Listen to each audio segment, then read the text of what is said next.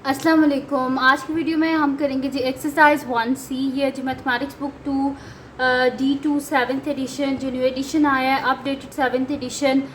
उस exercise 1C है, chapter name है real numbers and approximation, grade 7 के लिए। और इसका मैं आपको करवाऊंगी जी क्वेश्चन नंबर 4 से लेके क्वेश्चन नंबर 10 तक आज की वीडियो में। और इसके क्वेश्चन नंबर 1, 2 एंड 3 पहले करवा चुकी हूँ, उसका लिंक मैं डिस्क्रिप्शन में दे दूँगी, आप वहाँ से देख लीजिएगा। और अगर अभी तक आपने मेरा चैनल सब्सक्राइब नहीं किया तो उसको सब्सक्राइब कर दीजिए और बेल आइकन को लास्ट में प्रेस कर दीजिएगा ताकि आपको न्यू आने वाली वीडियोस के बारे में पता चल सके। तो स्टार्ट करते हैं जी। हमारे पास है क्वेश्चन नंबर 4 है कि a car travels 274 kilometres, it travels an average of 9.1 kilometre on a litre of petrol, right down a calculation you could do mentally to estimate the number of the litre used.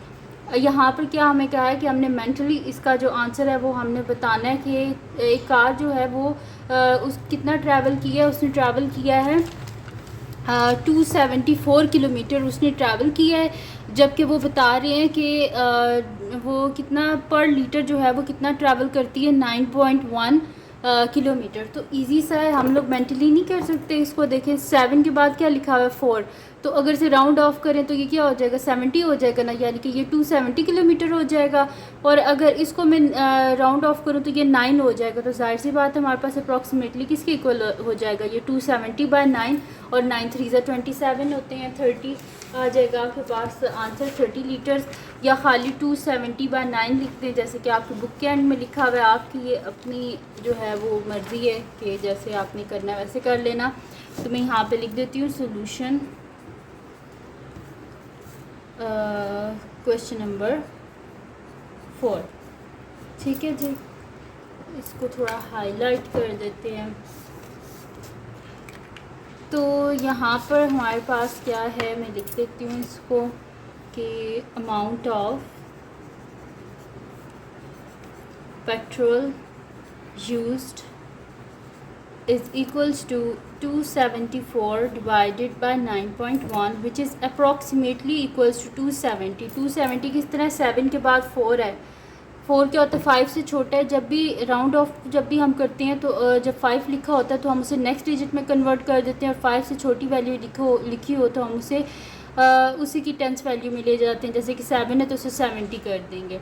Divided by 9.1 है, अगर तो 5 से बड़ी value होती तो हम इसे कर देते 10 कर देते, लेकिन 9.1 है, 5 से छोटी है, इस वजह से 9।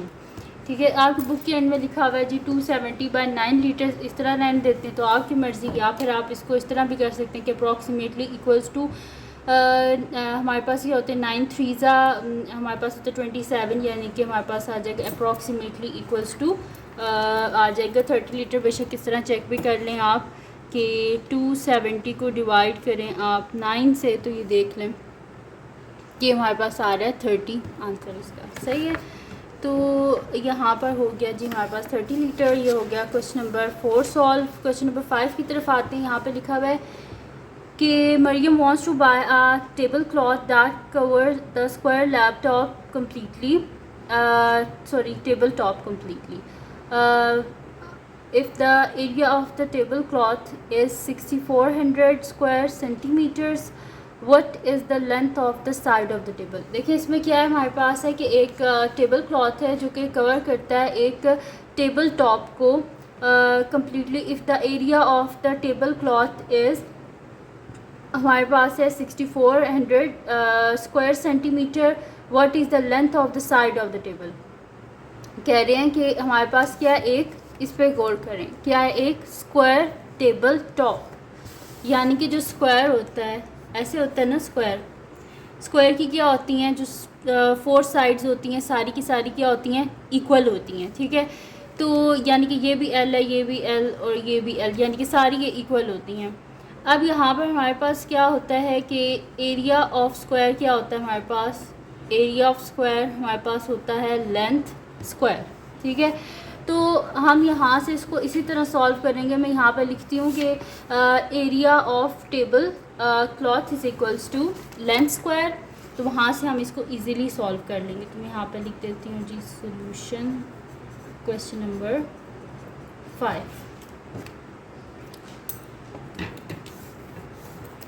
तो यहाँ पर मैं लिख देती हूँ कि area of table cloth is equals to length square. Area of table cloth क्या गिवन है 6400, तो मैं यहाँ पे लिख देती हूँ 6400 is equals to length square. हमें लेंथ चाहिए ना इसकी, तो जाहिर सी बात है हमें क्या करना पड़ेगा, बोथ साइड पे स्क्वायर रूट लेना पड़ेगा। तो स्क्वायर और square root cancel out, L is equals to हमारे पास क्या होता है यहाँ पर कि 64 क्या होता है हमारे पास, 64 होता है 8 का स्क्वायर और डबल ज़ीरोज़ हैं, यानी कि हमारे पास क्या आ जाएगा 8 आ जाएगा। ठीक है, तो यानी कि इस तरह कर सकते हैं आप कि ये मेरे पास आ जाएगा। इसको इस स्टेप में मैं कटिंग नहीं करती, इसको इसी तरह रहने दें, यानी कि स्क्वायर रूट ऑफ यहाँ पे क्या आ जाएगा मेरे पास 80 का होल स्क्वायर। स्क्वायर और स्क्वायर रूट यहाँ पे भी कैंसिल आउट, यहाँ पर भी कैंसिल आउट, तो एल इज़ इक्वल्स टू मेरे पास क्या आ जाएगा प्लस माइनस 80। लेंथ हमेशा पॉजिटिव होती है, length is greater than zero, so L is equals to 80 और साथ में आ जाएगा किस में गिवन है हमारे पास सेंटीमीटर्स में, तो लेंथ क्या आ गई हमारे पास 80 सेंटीमीटर। ठीक है जी, तो ये हो गया हमारे पास यहाँ पर। ये मैंने जो इसको पिछले स्टेप में पहले ही कटिंग कर दी थी, ये आप इसको जो है ना बेशक ऐसे रिमूव कर देना।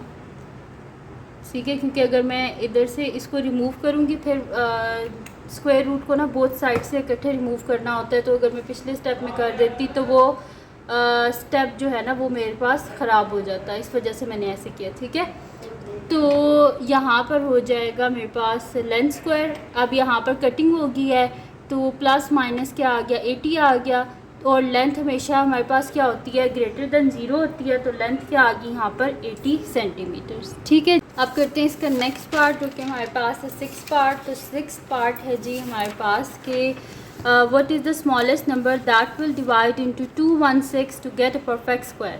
यहाँ पे लिखा हुआ है कि कौन सा स्मॉलेस्ट नंबर है कि जिससे 216 को डिवाइड किया जाएगा और उसके बाद हमारे पास पीछे परफेक्ट स्क्वायर बचेगा। तो स्टार्ट करते हैं हम इसको। मेरे पास यहाँ पे लिख लेते हैं सोल्यूशन क्वेश्चन नंबर 6। ठीक है जी, तो इसको हाईलाइट भी कर लेते हैं हम। तो सबसे पहले यहाँ पर साइड पे मैं एलसीएम ले लेती हूँ 216 का। तो 216 का जब मैं एलसीएम लूँगी यहाँ पर, तो जाहिर सी बात है इसके यहाँ पर मेरे पास क्या है 6 एंड में, यानी कि इवन नंबर है, तो इजीली किससे हो जाएगा मेरे पास ये 2 से हो जाएगा। 2 1 से 2 की टेबल में 1 तो आता नहीं, 0 हो जाएगा, 1 इधर कैरी, तो हमारे पास क्या हो जाएगा 2 8 ज़ा 16, फिर 2 5 ज़ा 10, 2 4 ज़ा 8, फिर 2 2 ज़ा 4, 2 7 ज़ा 14, फिर 3 9 ज़ा 27, 3 3 ज़ा 9, फिर 3 1 ज़ा 3। तो यहाँ पर आप देखें ये एक पेयर बन गया मेरे पास और एक ये पेयर बन gया, इसका भी पेयर नहीं है और इसका भी पेयर नहीं है मेरे पास। जब इन दोनों का पेयर नहीं है, यानी कि अगर इन दोनों को बीच में से ख़त्म कर दिया जाए, इन दोनों को मल्टीप्लाई करने से क्या आता है 3 2 ज़ा क्या होता है हमारे पास 2 × 3 = 6। अगर इसको 216 को 6 से डिवाइड कर दिया जाए तो पीछे मेरे पास क्या बच जाएगा एक परफेक्ट स्क्वायर बच जाएगा। ठीक है, तो यहाँ पर अगर मैं इसको पेयर्स में भी लिख दूँ कि square root of 216 is equals to square root of 2 square into 3 square into 2 into 3, तो यहाँ पर मेरे पास क्या आ जाएगा कि 2 स्क्वायर इंटू 3 स्क्वायर इंटू 6, ये दोनों तो कैंसिल आउट होकर बाहर चले जाएंगे। 2 into 3 into square root of 6, यानी कि 6 स्क्वायर रूट ऑफ 6। ये स्क्वायर रूट ऑफ 6 जो है ये एक्स्ट्रा है, यानी कि यहाँ पर हमारे पास अगर एक और 6 होता तो 6 स्क्वायर हो जाता ना, और यहाँ पर ये बाहर आ जाता। तो ये मसला है। और 216 को जब हम 6 से डिवाइड करते हैं तो मेरे पास यहाँ पर आंसर क्या आएगा, 216 को 6 से डिवाइड करते हैं तो 6 3 ज़ा क्या होता है हमारे पास 6 3 ज़ा हमारे पास होता है 18। 21 में से 8 को माइनस करें तो पीछे क्या बचेगा 3 और ये 6 36, और क्या होता है 6 6 ज़ा 36, यानी कि देखें जब मैंने 216 को 6 से डिवाइड किया तो पीछे क्या बचा मेरे पास 36। 36 क्या है एक परफेक्ट स्क्वायर है, यानी कि हमने क्या करना है कि यहाँ पे मैं लिख देती हूँ 216 must be divided by 6 to get a perfect square। ठीक है जी। तो यहाँ पर सॉल्व हो गया इसका क्वेश्चन नंबर 6 भी सॉल्व हो गया। अब चलते हैं नेक्स्ट क्वेश्चन की तरफ जो कि हमारे पास है क्वेश्चन नंबर 7 है कि a gardener plants tree in a square formation if he plants 25 trees in a row how many trees are there. वो कह रहे हैं कि एक गार्डनर है कि जो कि प्लांट कर रहा है एक स्क्वायर में, मतलब कि ट्रीज़ को प्लांट कर रहा है। अब फिर वही बात आ गई, ये मैं यहाँ पे पहले तो मेंशन कर देती हूँ कि मैं क्वेश्चन नंबर 7 कर रही हूँ, सॉल्यूशन क्वेश्चन नंबर 7। ठीक है जी। अच्छा, एक गार्डनर है, वो इसमें कह रहे हैं कि वो स्क्वायर में कर रहा है, ऐसे स्क्वायर में ना वो ट्रीज़ को यहाँ पे प्लांट कर रहा है। तो स्क्वायर में क्या होता है कि यहाँ पर क्या होती है हमारे पास ऐसे नंबर ऑफ़ क्या होते हैं, कॉलम्स होते हैं ऐसे। ये मेरे पास हैं नंबर ऑफ़ कॉलम्स, और ऐसे जो होती हैं ये हमारे पास क्या होती हैं, रोज़ होती हैं। ठीक है। तो स्क्वायर की एक ख़ास बात ये होती है कि स्क्वायर के बीच में नंबर ऑफ़ रोज़ और नंबर ऑफ़ कॉलम्स क्या होते हैं, इक्वल होते हैं। यानी कि जितनी रोज़ होंगी उतने ही नंबर ऑफ़ कॉलम्स भी होंगे। अगर यहाँ पर 6 कॉलम्स है ना, तो मस्ट बात है कि उसके क्या होंगी, 6 रोज़ होंगी, तभी वो एक स्क्वायर है। अदरवाइज़ अगर नंबर ऑफ़ रोज़ या नंबर ऑफ़ कॉलम्स आगे पीछे होगी तो वो एक स्क्वायर नहीं होता, फिर उसकी शेप जो होती है वो फिर रेक्टेंगल बन जाता है जिसमें नंबर ऑफ़ रोज़ और नंबर ऑफ़ कॉलम इक्वल नहीं होती। ठीक है। तो स्क्वायर है, तो स्क्वायर में अगर उनने बोला है कि अगर उसकी रो में 25 ट्रीज़ हैं, अगर रो में 25 ट्रीज़ हैं तो मस्ट बात है कि उसके कॉलम में भी क्या होगा, 25 ट्रीज़ ही होंगे। तो बस इजीली हम इन दोनों को मल्टीप्लाई कर लेते हैं। तो मैं यहाँ पे लिख भी देती हूँ कि यहाँ पर कि हमारे पास क्या हो जाएगा कि number of column into number of rows. ठीक है। तो यहाँ पे मैं लिख देती हूँ कि gardener plants total number of tree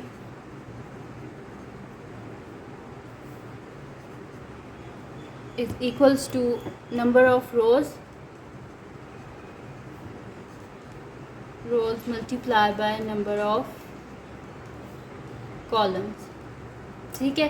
तो नंबर ऑफ़ रोज़ क्या है, 25, और नंबर ऑफ़ कॉलम भी कितने होंगे, क्योंकि ये स्क्वायर है तो जाहिर सी बात है जितनी रोज़ हैं उतने ही कॉलम होंगे। तो 25 इंटू 25 क्या होता है हमारे पास, 625। तो टोटल कितने उसने प्लांट किए हैं ट्रीज़, 625 ट्रीज़ को उसने टोटल प्लांट किया है। क्योंकि ये स्क्वायर है, स्क्वायर में नंबर ऑफ़ रोज़ और नंबर ऑफ़ कॉलम्स इक्वल होते हैं, तो बस इनको मल्टीप्लाई करने से आपके पास इसका आंसर इजीली आ गया। ठीक है जी। तो यहाँ पर हो गया हमारे पास इसका क्वेश्चन नंबर 7। अब हम करते हैं नेक्स्ट इसका जो हमारे पास है जी क्वेश्चन नंबर 8। तो मैं यहाँ पे लिख देती हूँ कि सॉल्यूशन क्वेश्चन नंबर 8। मैंने सोचा एक ही वीडियो में सारे कर देती हूँ क्वेश्चंस, क्योंकि काफ़ी सारे स्टूडेंट्स के जो हैं वो पेपर्स हो रहे हैं, तो एक ही वीडियो में आपको सारे जितने भी क्वेश्चंस हैं सबके आंसर्स मिल जाएँ। अच्छा जी, क्वेश्चन नंबर 8 जो है वो हमारे पास है कि हमने इसमें करना क्या है कि estimate the ratio of the area of the shaded region to the unshaded region. यहाँ पे कह रहे हैं शेडेड और अनशेडेड रीजन में थोड़ी सी बुक से डिफरेंट है डायग्राम, लेकिन कोई बात नहीं। इसमें क्या है हमारे पास कि ये जाहिर सी बात है इसका हाफ शेडेड है, और टोटल अगर इसको कर दें हम लोग कि ये हमारे पास रेशो इनने बोली है कि आप इसकी रेशो हमें बताएं कि ये इसकी रेशो क्या है शेडेड की। तो हम इसकी क्या रेशो लिखेंगे कि हमारे पास क्या है 1:2, यानी कि 1/2 है ये। ठीक है। सामने नज़र जो आ रहा है कि हाफ शेडेड है, तो मैं यहाँ पे लिख देती हूँ कि ratio of area of shaded region to that of unshaded region is equals to, हमारे पास क्या आ जाएगा 1:2। ठीक है। तो 1:2 यानी कि 1/2 ये क्या है यहाँ पर इसका शेडेड एरिया। तो ये हमने बताना था, इसकी रेशो बतानी, तो हमने बता दी है 1:2 जो है वो हमारे पास शेडेड एरिया है। और बाकी हमने क्या करना है, अब नेक्स्ट क्वेश्चन करना है, क्वेश्चन नंबर 9, जिसमें हमने अरेंज करना है इसको असेंडिंग ऑर्डर में। तो हम कर लेते हैं, मैं यहाँ पे लिख देती हूँ सोल्यूशन क्वेश्चन नंबर 9। ठीक है जी। तो क्वेश्चन नंबर 9 में हमने क्या करना है, इसको हम रीड भी कर लेते हैं। क्वेश्चन नंबर 9 में हमने करना है कि इसको असेंडिंग ऑर्डर में, यानी कि छोटी से बड़ी वैल्यूज़ की तरफ हमने जाना है।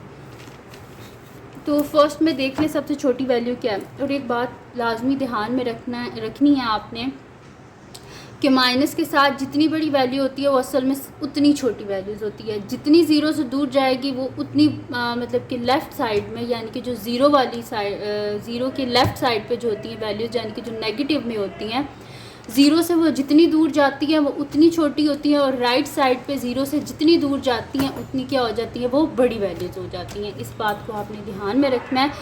उस हिसाब से सबसे छोटी वैल्यू हमारे पास क्या है, -14.12, ये सबसे छोटी वैल्यू है। उससे बड़ी क्या हो जाएगी हमारे पास -1.8, फिर उससे बड़ी हो जाएगी -1.5, फिर 0, और फिर आगे हम इसको लिखते जाते हैं। ठीक है।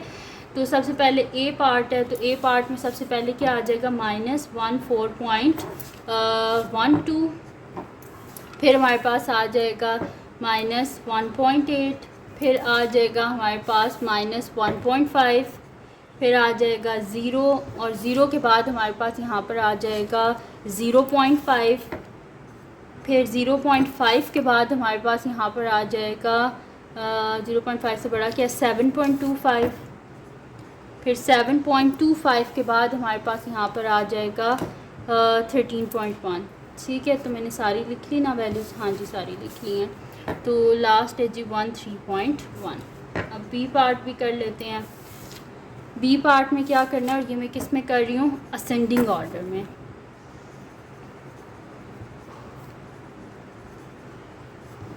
ठीक है जी। और बी पार्ट में हमारे पास इसमें भी इसी तरह करना है। सबसे छोटी वैल्यू सबसे पहले देखनी है, तो सबसे छोटी वैल्यू इसमें क्या हो जाएगी, -13.47। ठीक है। और ये पॉइंट नहीं है यहाँ पर, ये मैंने गलती से लिख दिया था, तो इसको यहाँ से हम रिमूव कर देते हैं, ये पॉइंट नहीं है।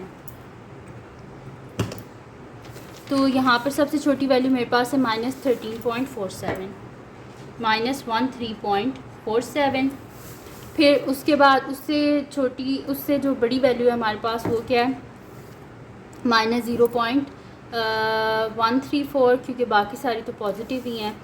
माइनस यहाँ पर आ जाएगी मेरे पास 0.134। उसके बाद उससे जो बड़ी मेरे पास वैल्यू है पॉजिटिव में आ जाएंगी 0.134। फिर उससे बड़ी मेरे पास है 1.34। फिर उससे बड़ी जो मेरे पास वैल्यू है वो है यहाँ पर, इसके बाद आएगी मेरे पास 134.7 आएगी। फिर उससे जो बड़ी वैल्यू है वो है जी 1347। इसको ज़रा मैं काउंट कर लूँ, मैंने कोई स्किप तो नहीं कर दी। 1 2 3 4 5 6, 1 2 3 4 5 6, नहीं जी कोई स्किप नहीं की। तो ये हो गया हमारे पास इसका असेंडिंग ऑर्डर में। अब करते हैं इसका आज की वीडियो का जो लास्ट है वो करते हैं। यहाँ पर 10th पार्ट है, सोल्यूशन क्वेश्चन नंबर 10। ठीक है जी, ये कर लेते हैं। और इसमें हमने क्या करना है, डिसेंडिंग ऑर्डर, पहले सबसे बड़ी वैल्यू, फिर उससे छोटी, फिर उससे छोटी, फिर उससे छोटी। ठीक है। तो यहाँ पर लिख भी देती हूँ, डिसेंडिंग, ये डी है, टी नहीं था, डिसेंडिंग ऑर्डर। अच्छा जी, डिसेंडिंग ऑर्डर करना है हमने। तो डिसेंडिंग ऑर्डर में यहाँ पर मैं ए पार्ट पहले से कर लेती हूँ। तो ए पार्ट की सबसे बड़ी वैल्यू हमारे पास यहाँ पर क्या है, सबसे बड़ी वैल्यू है जी हमारे पास 17.6। तो मैं यहाँ पर लिख देती हूँ 17.6। उससे जो बड़ी वैल्यू है मेरे पास वो क्या है, पॉजिटिव में देखते हैं पहले। उससे बड़ी वैल्यू जो है मेरे पास है 1.76, फिर 0 आएगा। तो मैं यहाँ पर लिख देती हूँ, इससे बड़ी मेरे पास मतलब कि इससे छोटी वैल्यू, ये डिसेंडिंग ऑर्डर है, पहले सबसे बड़ी फिर उससे छोटी, तो उससे छोटी मेरे पास क्या है यहाँ पर 1.76, फिर इससे छोटी वैल्यू मेरे पास क्या है 0, फिर 0 से छोटी वैल्यू यहाँ पर मेरे पास क्या आएगी -7.8 आएगा। तो यहाँ पर मैं लिख लेती हूँ -7.8। -7.8 के बाद इससे छोटी वैल्यू क्या है हमारे पास -15.5, फिर इससे छोटी वैल्यू -18.2। ये सबसे छोटी वैल्यू है, उससे बड़ी वैल्यू है, उससे बड़ी है, उससे बड़ी है, उससे बड़ी और ये सबसे बड़ी। ठीक है जी, ये डिसेंडिंग ऑर्डर था, पहले सबसे बड़ी, फिर उससे छोटी, फिर उससे छोटी, फिर उससे छोटी। और अगर असेंडिंग ऑर्डर में आपने लिखना है तो इस साइड से लिखना शुरू कर देना, आप डिसेंडिंग में लिखना है तो ये डिसेंडिंग में लिखा हुआ है। और बी पार्ट है जी, इसमें भी डिसेंडिंग ऑर्डर में लिखना है, यानी कि पहले सबसे बड़ी वैल्यू, तो इसमें सबसे बड़ी वैल्यू सबसे पहले ही लिखी हुई है 25.4। फिर इसके बाद क्या आती है, पॉजिटिव वैल्यू में ही देखना है 9.3, फिर 9.3 से छोटी वैल्यू क्या है हमारे पास 2.54, 2.54 से छोटी है 0.13, 0.13 से छोटी है 0.55, -0.55, फिर उससे छोटी है -9.3। तो इनको अब हम लिख लेते हैं। सबसे बड़ी है जी हमारे पास 25.4, फिर उससे छोटी है 9.3, फिर उससे छोटी वैल्यू है जी हमारे पास 2.54, और 2.54 से छोटी है हमारे पास 0.13, 0.13 से छोटी है -0.55, यहाँ पे आ जाएगा -0.55, फिर उससे छोटी हमारे पास जो वैल्यू है वो है -9.3। ठीक है जी, तो ये सॉल्व हो गया हमारे पास सारे, मैंने आपको करवा दिए क्वेश्चन नंबर 4 से लेके क्वेश्चन नंबर 10 तक सारे क्वेश्चंस। तो अगर ये वीडियो आपके लिए हेल्पफुल है तो उसको लाइक कीजिएगा, मेरे चैनल को सब्सक्राइब कीजिएगा और बेल आइकन को लास्ट में प्रेस कर दीजिएगा ताकि आपको न्यू आने वाली वीडियोस के बारे में पता चल सके।